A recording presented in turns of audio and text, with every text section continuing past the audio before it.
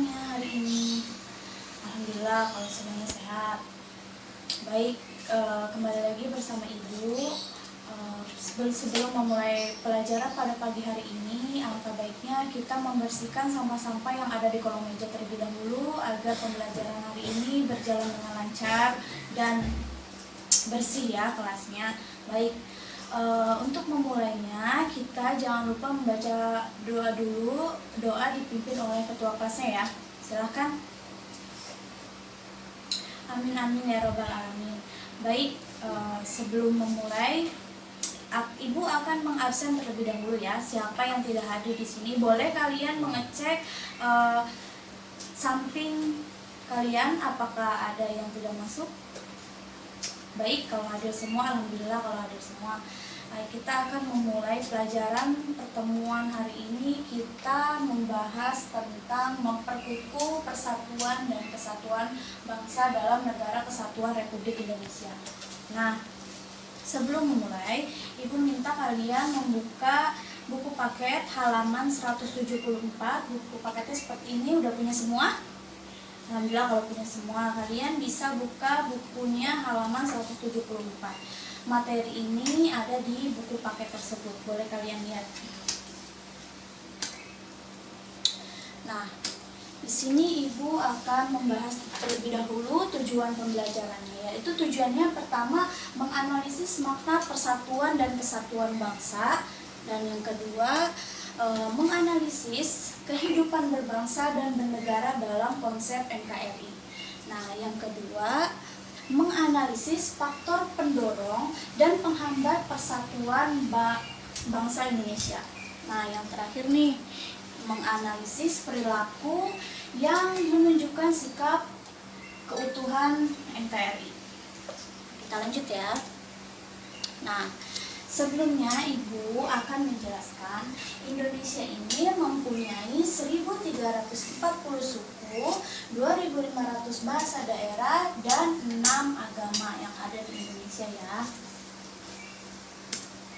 Nah, nih kalian ada yang tahu nggak ini siapa yang berdiri di sini? Ya betul. Ini adalah presiden pertama kita, Bapak Insinyur Soekarno-Hatta, yang sedang membaca teks proklamasi. Nah, Ibu menjelaskan mengenai makna persatuan dan kesatuan bangsa.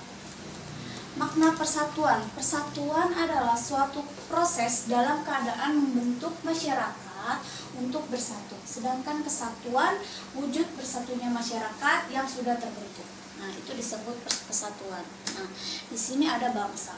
Bangsa yaitu suatu kelompok manusia yang memiliki identitas bersama dan mempunyai kesamaan bahasa, ideologi, budaya, sejarah, dan tujuan. Nah, yang keempat ada integrasi nasional. Integrasi nasional yaitu upaya penyesuaian perbedaan menjadi suatu kesatuan yang serasi. Nah, di sini ada Pancasila, konstitusi, bendera merah putih, lagu kebangsaan, dan sumpah pemuda. Nah, yang kelima, di sini ada nasionalisme. Nasionalisme itu apa sih? Nah, nasionalisme itu rasa akan kecintaan terhadap tanah air. Nah, yang terakhir patriotisme. Patriotisme itu sikapnya, sikap kepahlawanan atau pemberani ya. Nah, kita lanjut. Nah, negara Kepulauan Indonesia dipersatukan bukan hanya dari aspek wilayahnya saja, tapi pula aspek ideologi, politik, ekonomi, sosial, budaya, pertahanan, dan keamanan. Wawasan Nusantara bagi Indonesia merupakan suatu politik kewilayahan bangsa negara Indonesia. Berdasarkan konsepnya, negara Indonesia memiliki karakteristik, yaitu karakteristiknya apa? Yang pertama ada negara kepulauan. Yang kedua ada monumen atau keseimbangan wilayah laut, darat, dan wilayah udara. Nah, yang terakhir ada laut atau perairan, merupakan wilayah pokok dan merupakan bagian yang tidak terpisahkan dari darat. Nah, yang selanjutnya yaitu ada tentang kehidupan bernegara dalam konsep NKRI. Nah, yang pertama di sini kita akan bahas pembukaan pasal 1 ayat 1, pasal 18 ayat 1, pasal 18B ayat 2, pasal 25A dan pasal 37 ayat 5. Di sini dijelaskan negara Republik Indonesia pernah mengalami pergantian bentuk negara dari kesatuan menjadi federal atau serikat pada masa berlakunya konstitusi RIS tanggal 27 Desember 1949 sampai dengan 17 Agustus 1950. Perubahan tersebut sebagai konsekuensi dari kesepakatan yang terjadi dalam konspirasi meja bulan. Nah, selanjutnya, di sini terdapat peta wilayah kedaulatan yurisdiksi nasional Republik Indonesia. Nah, di sini ada nih daftar-daftar nama-nama provinsi-provinsi yang ada di Indonesia, bisa kalian baca sendiri ya.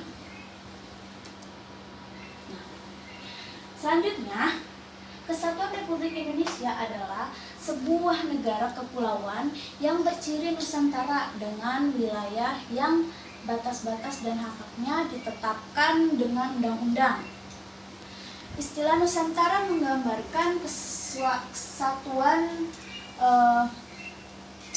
wilayah, perairan dan gugusan pulau-pulau Indonesia yang terletak di antara Samudra Pasifik dan Samudra Hindia, serta di antara benua Asia dan benua Australia. Kesatuan wilayah tersebut mencakupi yang pertama ada kesatuan politik, kesatuan hukum, kesatuan sosial budaya, serta kesatuan pertahanan dan keamanan. Ini kita lanjut aja. Yang kedua yaitu ada keunggulannya nih, keunggulan negara Kesatuan Republik Indonesia. Nah, ini ada yang tahu nggak? Ini gambar apa? Nah, betul Putri, ini adalah gambar tugu garis khatulistiwa. Nah, yang ini ada pulau. Pulaunya terdiri dari 17.500 pulau. Nah, yang terakhir di sini ada keberagaman suku budaya yang ada di Indonesia. Nah, yang terakhir di sini ada agama. Agamanya di Indonesia itu ada 6 agama. Ada yang tahu agama apa saja yang ada di Indonesia? Ya, betul. Agama yang ada di Indonesia itu yang pertama ada Islam, Kristen, Hindu, Buddha, Katolik, dan Konghucu gitu ya. Sebelum melanjutkan, ada yang mau ditanyakan terlebih dahulu? Baik, kalau tidak ada kita lanjut ya. Nah, negara Indonesia memiliki beberapa keunggulan nih menurut Dadang Sundawa. Di antaranya sebagai berikut. Yang pertama, ada jumlah dan potensi penduduknya yang besar, kaya akan keberagaman, kaya akan keindahan dan sumber dayanya, memiliki konsep wawasan Nusantara, memiliki semangat Sumpah Pemuda, terkenal dengan keramahannya, letak wilayah yang strategis dan sangat luas, salah satu tempatnya menjadi keajaiban dunia, tanahnya dan yang amat subur juga. Nah, poin selanjutnya kita akan membahas tentang faktor pendorong dan penghambat persatuan dan kesatuan bangsa Indonesia. Yang pertama, Ibu akan membahas tentang pendorongnya dulu. Yang pertama di sini faktor pendorongnya yaitu ada Sumpah Pemuda. Nah, yang kedua di sini ada Pancasila, dan yang terakhir di sini ada semboyan Bhinneka Tunggal Ika. Ya. Kenapa sih ketiga faktor tersebut menjadi salah satu pendorong bagi persatuan dan kesatuan bangsa Indonesia? Ada yang tahu kenapa? Iya, betul sekali. Ketiga faktor tersebut dapat mempersatukan perbedaan dan keanekaragaman yang telah mewarnai kehidupan bangsa Indonesia. Perbedaannya seperti suku, agama, bahasa, dan sebagainya dapat dipersatukan dengan menjalankan. Nah, yang selanjutnya kita akan membahas tentang faktor penghambat persatuan kesatuan bangsa Indonesia. Yang pertama ada faktor penghambatnya, yaitu kebinekaan. Apa sih? Kenapa kebinekaan itu disebut sebagai salah satu faktor penghambat? Karena keberagaman tersebut dapat mengakibatkan munculnya perbedaan pendapat yang dapat memicu terjadinya suatu konflik antar daerah atau antar bangsa. Nah, yang kedua ada etnosentrisme. Apa sih etnosentrisme itu? Ada yang tahu? Iya, betul. Etnosentrisme itu adalah sikap menunjukkan kelebihan budayanya dan menganggap rendah budaya bangsa sendiri. Itu yang disebut etnosentrisme. Nah, yang ketiga yaitu pembangunan yang tidak merata.